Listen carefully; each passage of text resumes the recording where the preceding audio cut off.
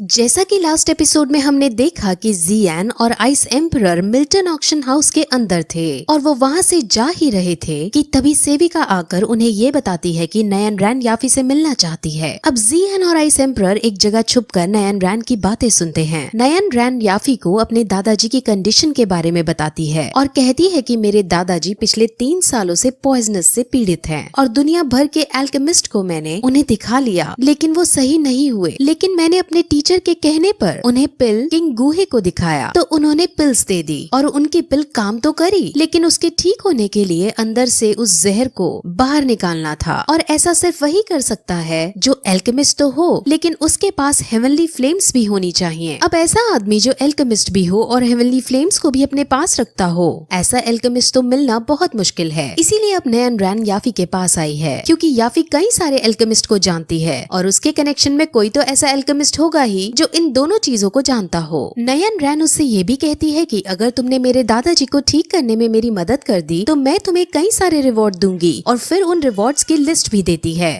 अब याफी उसे ये कहकर भेज देती है कि अगर उसे ऐसा कोई आदमी मिलेगा तो वो जरूर नयन रैन के दादाजी को सही करने के लिए भेज देगी। अब जियान और आइस एम्परर बाहर निकलते हैं और याफी अब जियान को ध्यान से देखती है और उसे देखते ही समझ जाती है कि जियान एक एल्केमिस्ट है और इसके पास हेवनली फ्लेम्स भी हैं। वो कहती है कि नयन रैन के क्लैन में जाकर उसके दादाजी को सही करना चाहिए क्योंकि ऐसा करने पर वो तुम्हें बहुत से रिवॉर्ड्स देंगे और उनमें से एक रिवॉर्ड सोल पावर को रेस्टोर करने की मेडिसिन के इंग्रेडिएंट्स हैं। अब जियान हालांकि नयन रैन से बहुत ज्यादा नफरत करता था लेकिन अब उसको इससे अच्छा मौका और कहीं नहीं दिखता, इसीलिए वो वहाँ जाने का डिसाइड करता है। याफी अब उसे एक मास्क देती है जिसे जियान का ऑरा छुप जाएगा और उसे कोई नहीं पहचान पाएगा कि ये जियान है। अब जियान मास्क को लेकर नयन रैन के क्लैन की तरफ बढ़ता है लेकिन रास्ते में तभी उसे वही आदमी मिलता है जिसे जी जूनियर ने जियान के पीछे लगा रखा था। वो जियान के सामने आकर कहता है कि आज मैं तुम्हें जिंदा नहीं छोड़ूंगा। जियान उससे पूछता है कि तुम आखिर हो कौन, जिस पर वो आदमी सिर्फ इतना कहता है कि इससे कोई फर्क नहीं कि मैं कौन हूँ, आज बस तुम्हारी मौत पक्की है। वो फुल जोश में अब जियान पर हमला करता है और जियान भी अब उससे फाइट करता है। दोनों में बहुत घमासान युद्ध चलता है जिसमें एटलास जियान बेहोश हो जाता है। अब वो आदमी बहुत हंसता है और फिर अपना खंजर निकालकर जियान की तरफ बढ़ता है लेकिन जियान अब फिर से खड़ा होता है और उसका सामना करने के लिए तैयार हो जाता है। वो आदमी ये देखकर बहुत खुश होता है और कहता है कि जितना मैं सोचता था तुम उससे कहीं ज्यादा अच्छे हो। अब जियान फिर से दोनों तरह की फ्लेम्स को प्रोड्यूस करके और उन्हें मिक्स करके बुद्धा लोटस एंगर प्रिपेयर करने लगता है ताकि वो उसको मात दे सके, लेकिन तभी आइस एम्परर वहाँ आकर उसे रोक देते हैं और कहते हैं कि इससे मैं निपटता हूँ। वो अब उसी के स्टाइल में उस पर हमला करते हैं और दोनों के बीच फाइट शुरू होती है लेकिन इस फाइट में भी वो आदमी जीत रहा होता है। हालांकि वो जीत रहा होता है लेकिन फिर भी वो कहता है कि मेरा मिशन पूरा हुआ और अब मैं यहाँ से चलता हूँ। वो फिर वहाँ से चला जाता है। वहीं आइस एम्परर समझ जाते हैं कि ये जियान को मारने तो नहीं आया था।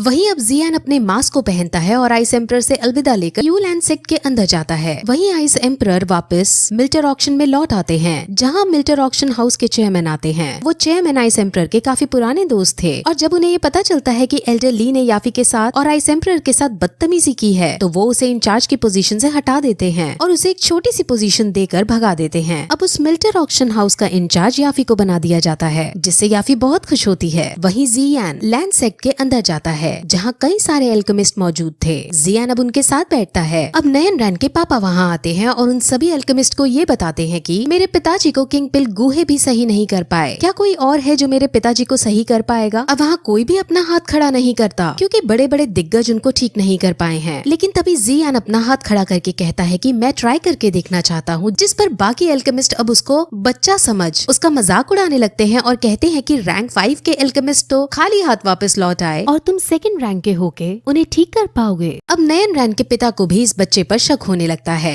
लेकिन जियान भी अपना सिग्मा मेल है और वो टोट मारते हुए कहता है कि किंग पिल गुहे पर भी आपने क्या ऐसा ही शक किया था। अब उन दोनों में थोड़ी बहस सी होने लगती है लेकिन तभी वहाँ नयन रैन आती है और वो अपने डैड को शांत कराकर जियान से माफी मांगती है और कहती है कि मेरे पिता आप पर शक नहीं कर रहे हैं, आप प्लीज इसे पर्सनली ना ले। लेकिन अब भी उसके डैड उस पर शक ही कर रहे होते हैं, इसलिए जियान अब तुरंत अपने हाथ से हेवनली फ्लेम प्रोड्यूस करता है। अब सब बहुत शॉक होते हैं क्योंकि नयन रैन को यही तो चाहिए था। था। अब जियान रैंक 2 का एल्केमिस्ट भी है और उसके पास हेवनली फ्लेम भी है। और ये देखकर नयन रैन के पिता अपने बिहेवियर के लिए माफी मांगते हैं और तुरंत उसे अपने पिताजी के पास ले जाते हैं। वहाँ जियान उनकी कंडीशन देखता है और कहता है कि पॉइजन बहुत टाइम से इनके शरीर में है, जिस वजह से अब इनको बचा पाना मुश्किल है। अगर मैंने इनका ट्रीटमेंट किया या तो ये बच जाएंगे या ये तुरंत मर जाएंगे। अब आपके ऊपर है कि आपको इन्हें पॉइजन से मारना है या फिर ट्रीटमेंट करके देखना है। अब ऑब्वियसली वो उसे ट्रीटमेंट करने को कहते हैं, जिस पर जियान ये कहकर कि आप बुरी से बुरी कंडीशन के लिए तैयार हो जाओ क्योंकि अब कुछ भी हो सकता है। जियान अब उनका ट्रीटमेंट शुरू करता है, जहाँ वो हेवनली फ्लेम प्रोड्यूस करके उनके शरीर के अंदर के पॉइजन को बाहर निकालने की कोशिश करता है। नयन रैन और उसके पिताजी उसकी इस स्किल और तरीके को देखकर उससे बहुत इम्प्रेस होते हैं। अब जब नयन रैन के पिता नयन रैन को जियान को घूरता हुआ देखते हैं तो वो उससे पूछते हैं कि क्या ये तुम्हें पसंद है, जिस पर नयन रैन हंसकर मना कर देती है। वहीं उसको इस ट्रीटमेंट करने में बहुत मेहनत लगती है क्योंकि पॉइजन बहुत सालों से उनके अंदर है, लेकिन एट लास्ट वो थोड़ा सा पॉइजन बाहर निकालकर उनको होश में ले आता है। वो ये नोटिस करता है कि पॉइजन उसकी फ्लेम के साथ घुलकर खुद के अंदर भी आ गया है, यानी अब जियान की फ्लेम पॉइजन फ्लेम भी प्रोड्यूस कर पा रही है।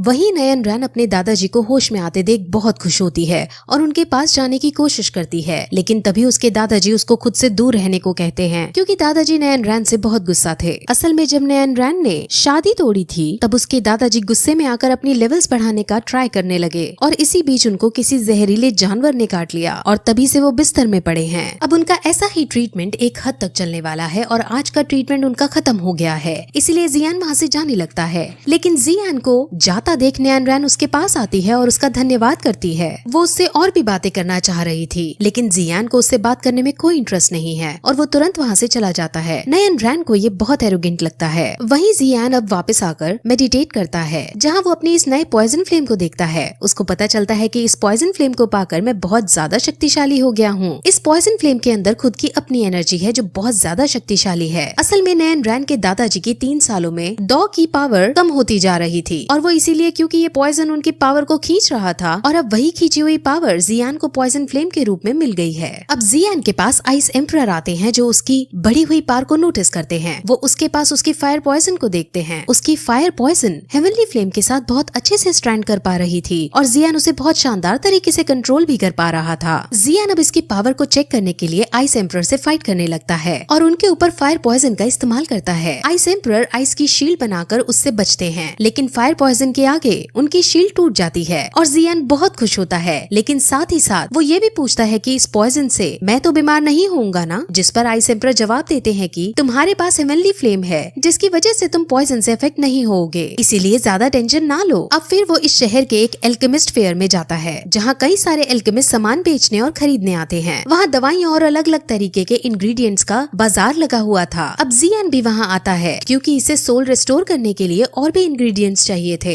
अब इस मेले में उसे ब्लैक रॉक सिटी की लिनफी नाम की लड़की भी मिलती है। ये लड़की जियान को पसंद करने लगी थी और ये हमेशा जियान पर लाइन मारती रहती थी। ये अब जियान को ज्वाइन करती है और उससे फ्लर्ट करके उसे पकाती रहती है। वो उसे 1 साल बाद मिली थी, जिस वजह से वो अब जियान के साथ पहले से भी ज्यादा बातें बनाने लगी थी। जियान उससे तंग आ जाता है और उससे पीछा छुड़ाने के लिए वहाँ से भागकर एक दुकान में चला जाता है, लेकिन वहाँ भी लिनफी जियान का पीछा करते हुए आ जाती है और उससे ये पूछकर तंग करने लगती है कि तुम मुझे वहाँ छोड़कर भाग क्यों आए। लिनफी कहती है कि मैं तुम्हारी शॉपिंग करने में मदद कर सकती हूँ, जिस पर जियान खुश होते हुए उससे पूछता है कि तुम्हें सोल रिस्टोर करने वाले इंग्रेडिएंट्स के बारे में कुछ पता है क्या, जिस पर लिनफी मना कर देती है और जियान समझ जाता है कि लिनफी किसी काम की नहीं। अब जियान उस शॉप से एक इंग्रेडिएंट खरीदने लगता है, लेकिन वो शॉपकीपर उसे बहुत ज्यादा दाम बढ़ाकर माल दे रहा था, जिस पर लिनफी उस शॉपकीपर की चीटिंग पकड़ लेती है और जियान अब उस शॉपकीपर से सामान नहीं खरीदता। वहीं अब हमें ब्लैक रॉक सिटी की ही नाम की लड़की दिखाते हैं जो एक शॉप से पीच ब्लॉसम फायर खरीदती है और उसके बदले में वो उसे एक खास मेडिसिन की रेसिपी देती है, लेकिन अब उस रेसिपी को लेने के बाद वो शॉपकीपर फ्रॉड कर जाता है। वो उस रेसिपी को देख लेता है